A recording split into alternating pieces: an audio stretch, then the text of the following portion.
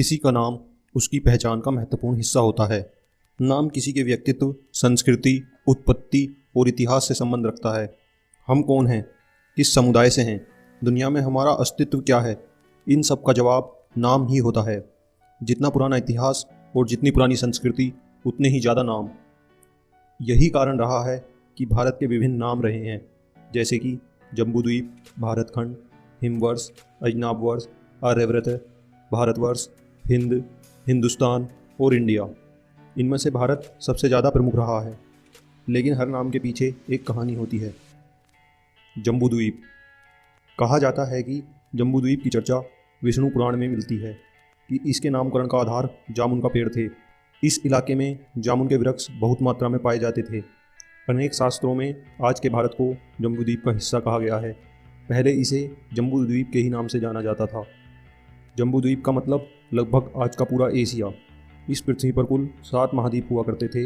इनके नाम जम्बूद्वीप, पलक्षद्वीप, शाल्मली द्वीप, कुशद्वीप, क्रोंचद्वीप, शाकद्वीप, पुष्कर द्वीप था।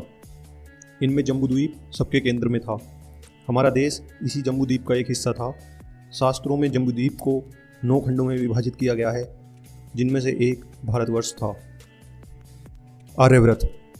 कुछ सौ साल पहले तक कपारस यानी Iran, Afghanistan, Nepal, Hindustan, Tibet, Bhutan, Myanmar, Sri Lanka, Maldives, Thailand, Malaysia, Indonesia, Vietnam, Laos तक भारतवर्ष था, जो उत्तर में हिमालय और दक्षिण में महासागर तक फैला हुआ था। इसी के ऊपरी भाग को आर्यव्रत कहा जाता है। आर्यव्रत मतलब आर्यों की भूमि, जहाँ आर्य बसते हैं। यह आर्यव्रत अफगानिस्तान में बहने वाली काबुल नदी, जिसे वैदिक काल में कुंभा नदी और प्राचीन काल में कोफेसा के नाम से जाना जाता था, वहाँ से लेकर गंगा नदी तक फैला हुआ था। आर्यों के नाम पर देश का नाम आर्यव्रत पड़ा। हिंदुस्तान। हिमालय के पश्चिम में सिंधु नदी बहती है और एक बहुत बड़ा भूभाग इससे घिरा है।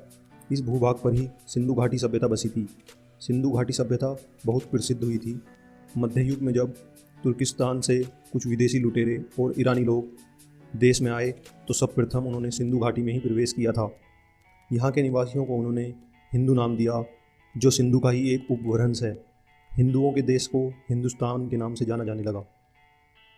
इंडिया। सिंधु नदी का दूसरा नाम इंडस रिवर भी था। इस नदी के किनारे विकसित सभ्यता इंडस वैली सिविलाइजेशन कहलाई। सिंधु नदी का इंडस नाम भारत आए विदेशियों ने रखा था। सिंधु सभ्यता के कारण भारत का पुराना नाम सिंधु भी था, जिसे यूनान में इंडो या इंडस भी कहा जाता था। जब ये सब लैटिन भाषा में पहुंचा तो बदलकर इंडिया हो गया। जब अंग्रेज भारत आए उस समय हमारे देश को हिंदुस्तान कहा जाता था। हालांकि ये सब बोलने में उन्हें परेशानी होती थी। जब अंग्रेज़ों को पता चला कि भारत की सभ्यता सिंधु घाटी सभ्यता है, जिसे इंडस वैली सिविलाइजेशन भी कहा जाता है, और इस शब्द को लैटिन भाषा में इंडिया कहा जाता है, तो उन्होंने भारत को इंडिया कहना शुरू कर दिया। अंग्रेज़ों के शासनकाल में इंडिया नाम काफ़ी प्रसिद्ध हुआ और हमारा देश दुनिया में इसी नाम से जाना जाने लगा। भारत। भारतवर्ष या भारत नाम हस्तिनापुर के महाराजा दुष्यंत और शकुंतला के पुत्र भरत के नाम पर पड़ा है। आगे चलकर भरत एक चक्रवर्ती सम्राट भी हुए, जिन्हें चारों दिशाओं की भूमि का स्वामी कहा जाता था।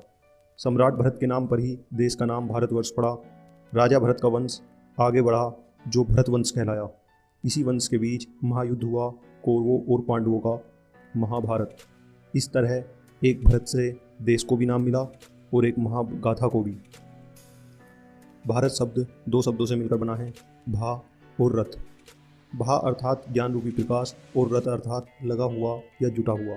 अतः भारत का अर्थ हुआ वह भूमि जिसके निवासी ज्ञान की खोज में लगे हुए हों।